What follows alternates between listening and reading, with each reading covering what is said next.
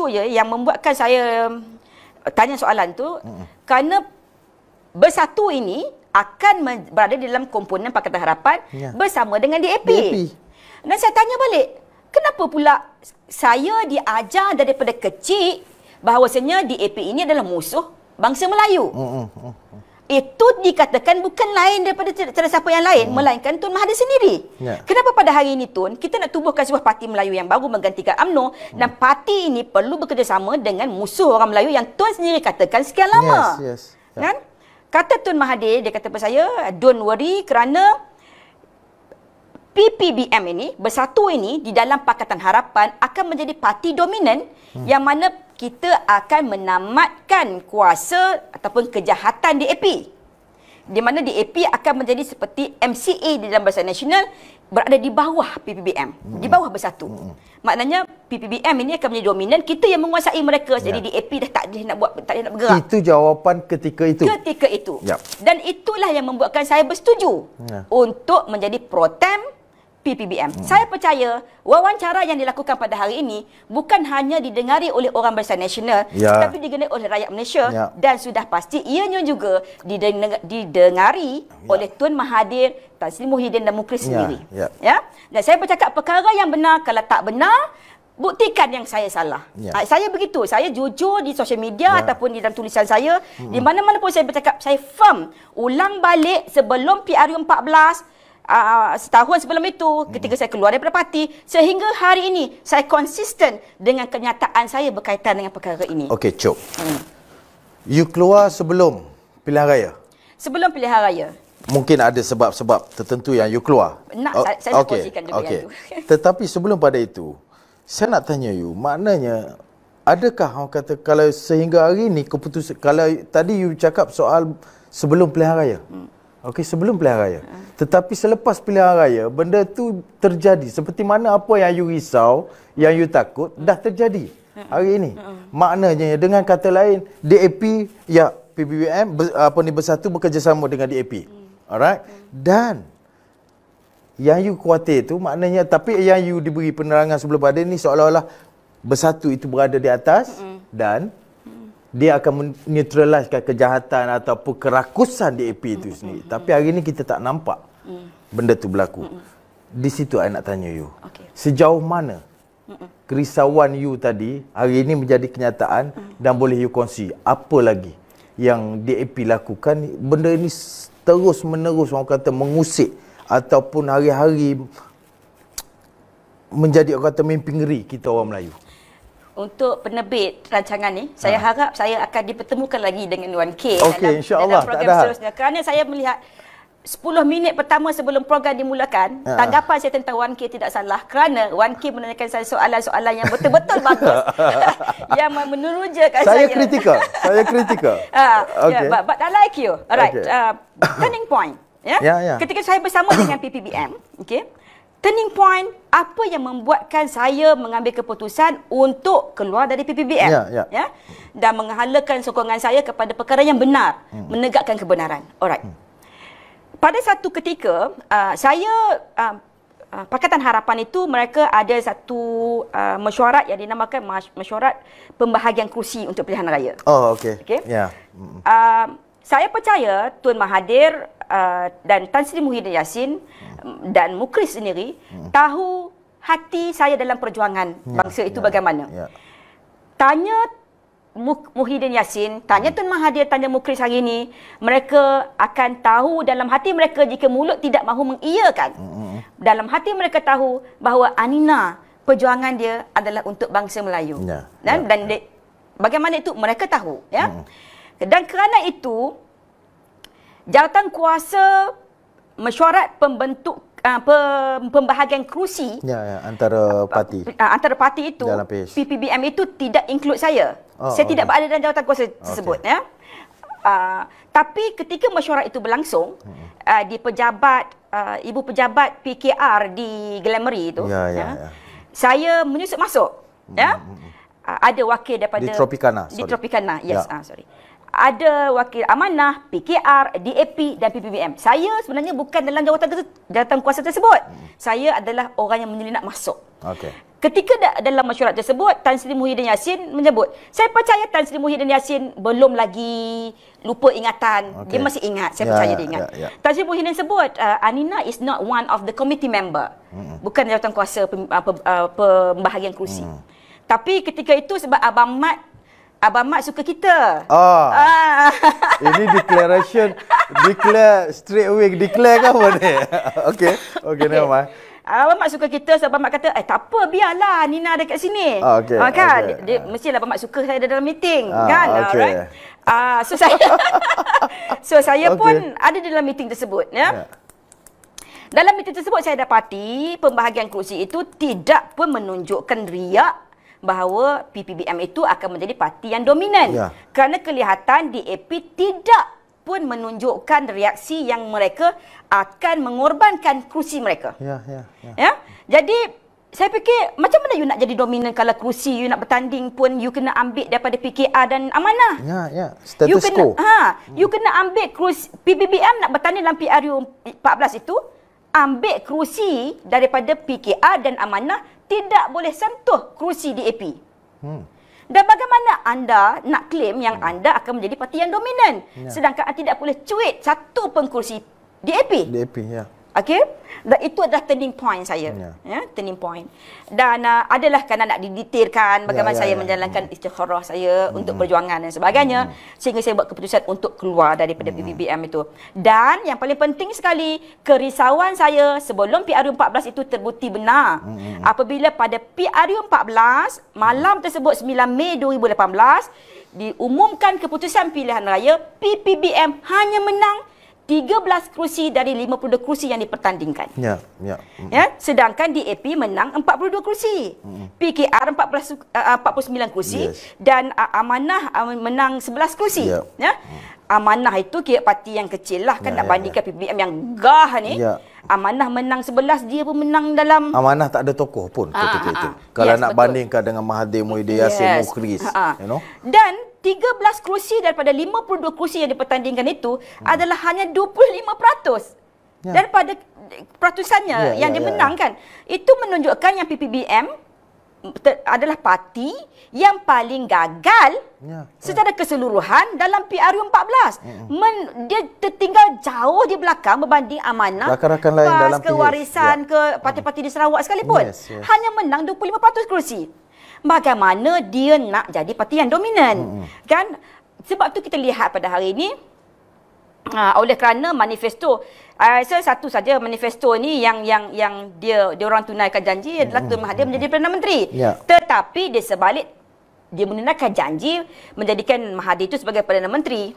Kita kena faham apakah penyakit yang berada di belakangnya yang datang bersama dengan pelantikan Mahathir sebagai Perdana Menteri. 13 kerusi yang mewakili parti Mahathir itu dibayangi oleh 42 kerusi DAP, 49 kerusi PKR dan 11 kerusi Amanah. So Amanah tu dah sama dengan DAP lah. Kan? Boleh campur lah. Boleh campur dah. Itu memang it goes without saying kan. Right. Jadi menjadikan Mahathir itu sebagai Perdana Menteri yang boneka. Kerana itu kita lihat bagaimana apabila Pakatan Harapan memerintah, satu demi satu perkara yang menggoncang jantung bangsa Melayu itu terjadi. Pelantikan Tony Thomas sebagai Peguam Negara. Joseph Malanjun sebagai Ketua Hakim Negara. Dan melihat juga bagaimana institusi diraja itu diperkotak-katikkan, dijadikan mainan, suka-suka hati. Semua orang boleh bercakap tidak baik, ada yang even memaki hamun raja kita. Dan membuat usul orang kata untuk menggantung akta hasutan. Dan ianya itu belum lagi kita masuk dalam isu ISET. Itu kita nak pergi jauh lagi, itu lagi menarik. Saya akan minta juga untuk ini. Jadi kenapa benda ini terjadi? Sedangkan Mahathir itu dahulu dilihat 22 tahun menjadi Perdana Menteri, tak ada siapa pun dalam Barisan Nasional yang berani cuit Mahathir Mohamad. Siapa cuit je, tumbanglah. Kadang-kadang tak cuit pun, baru ni sikit pun. Cuma I rasa nak tarik sikit sebelum pada you pergi, kita pergi jauh lagi. Kenyataan Mahathir, I tak tengok mata-mata kenyataan Mahathir di Terengganu. Bila dia bagi tahu maknanya, orang kata, lantikan dia ketika itu cadangan, yang apa yang dia bagi tahu ialah cadangan sebelum pilihan raya itu untuk dia menjadi pengurusi Pakatan Harapan itu daripada DAP. Jawatan dia, orang kata Perdana Menteri pun maknanya seolah-olah kuasa DAP.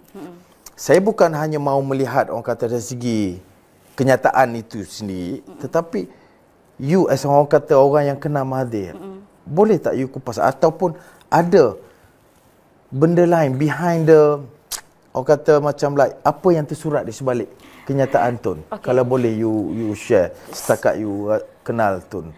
Perkara paling penting sekali yang rakyat Malaysia perlu sedar dan tahu serta faham, dan ianya saya percaya tidak mudah untuk dihadam oleh kesemua orang, melainkan semua orang membuka mata hati, mata hati untuk melihatnya dari dalam kacamata yang lebih terang jernih. Yes. Tujuan sebenar Mahathir Mohamad menjadi Perdana Menteri itu untuk apa sebenarnya? Ya. Jika dahulu dilaungkan selamatkan Malaysia, kita tanya selamatkan Malaysia dari apa? Kan? Dan selamatkan Malaysia dari apa? Dan hari ini pun kita melihat apa yang diselamatkan oleh Mahathir. Apa yang kita lihat, dia melingkupkan Malaysia. Nasib rakyat tidak dibela. Orang-orang muda kecewa sangat-sangat. Orang Melayu itu berdarah hatinya. Kan? Dan makcik-makcik, pakcik-pakcik di kampung penoreh getah peneroka kelapa sawit itu menderita jiwa raganya. Nelayan. Dan apatah lagi kita mungkin yang tidak dapat bercakap adalah golongan kanak-kanak yang mungkin tidak tahu masa depan mereka sebenarnya sekarang ini sedang diperkotak-katikkan, sedang dihancurkan oleh kerajaan PH pada hari ini. Adakah kalau misal kata kalau I punya satu sudut, I cuba melihat dalam banyak sudut. Satu sudut, saya nak tanya antara dua, you boleh jawab salah satu. Dengan ucapan Tun Mahathir, pertama, I bagi pilihan lah. Pertama, adakah Mahathir cuba menyampaikan satu signal kepada Melayu bahawasanya, ya, inilah DAP sebenarnya. Dan dia pun memang dah tak larat dah. Rupanya DAP ni memang nak hancurkan negara. DAP, sebab dia mengaku kuasa itu daripada DAP, melantik dia sebagai Perdana Menteri pun DAP.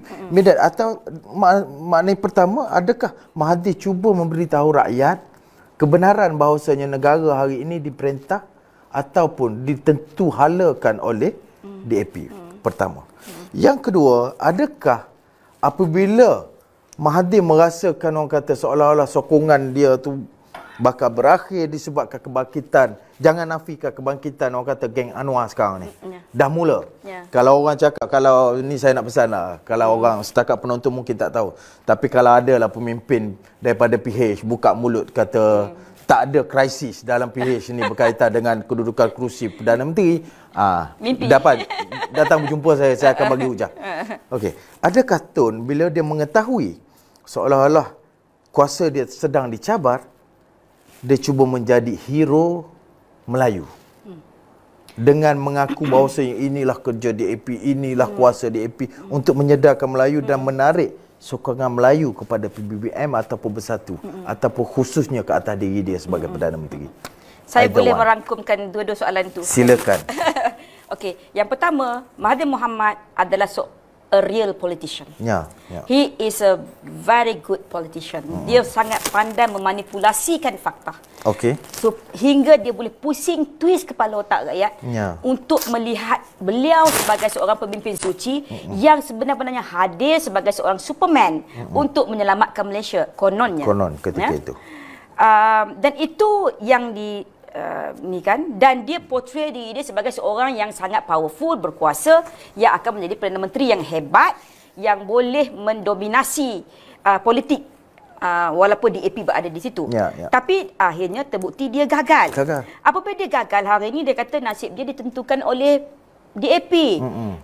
Dia pusing sekali lagi, dia U-turn lagi sekali otak rakyat, dia cuba nak menipu rakyat lagi, spin lagi benda tu untuk rakyat rasa simpati pada dia sekarang daripada Tun Mahathir nak menyelamatkan Malaysia, masanya untuk kita menyelamatkan Mahathir. Adakah anda ada turun kebenarannya. ke Good peti-peti? point. Ya. Adakah rakyat ini 14.7 juta pengundi pada PRU 13 itu turun ke peti-peti undi di seluruh Malaysia pada 9 Mei 2018 itu untuk menyelamatkan seorang negarawan yang berusia 93 tahun? Hari ini hampir setahun selepas PH berkuasa. Itu tidak adil. Kenapa 14.7 juta pengundi ini perlu menyelamatkan seorang negarawan tua yang gagal membuktikan dia boleh mengubah Malaysia menjadi lebih baik daripada zaman era Barisan Nasional? For what? Untuk apa semua ini? Untuk apa semua ini? Okey. Dengan manifesto itu sendiri tidak ditunaikan. Yes. Dan yang keduanya macam tadi dan sekarang ni cuba nak mendapatkan sokongan menjadi hero untuk kepada Melayu. Jangan lupa kalau kita lihat buku Malay Dilemma tu sendiri, dia cuba memportraykan dirinya sebagai di Atra Malays kan, sebagai seorang pejuang Melayu. Tapi jika tiada siapa, tak ramai, mungkin segelintir saja yang dapat melihat bahawasanya pentadbiran Tun Mahathir selama 22 tahun di dalam Barisan Nasional itu juga gagal membantu Melayu. Tiada apa yang ni, melainkan kemudian selepas era Mahathir kita melihat ada pergerakan dalam kehidupan bangsa Melayu itu untuk naik gaji, kehidupan meningkat, misalnya pemilikan rumah semakin meningkat, saham, gaji, pendapatan meningkat, gaya hidup berubah dan sebagainya. Itu berlaku di era post Mahathir, bukan ketika era Mahathir. Jadi kalau hari ini yang merosakkan, kalau hari ini Mahathir kata dia akan kembali untuk dialah hero yang boleh menyelamatkan bangsa Melayu pada hari ini. Dan dia boleh orang kata mengekang kuasa di AP. Kita ingat balik, sebenarnya yang meletakkan bangsa Melayu, yang meletakkan negara ini dalam keadaan kerosakan pada hari ini siapa? Bukankah itu Tun Mahathir sendiri? Itu umpama dia menyatakan yang dia berak, najis dia harum, dia kencing, dia kata kencing dia wangi. Kan? Itu satu benda yang kelakar.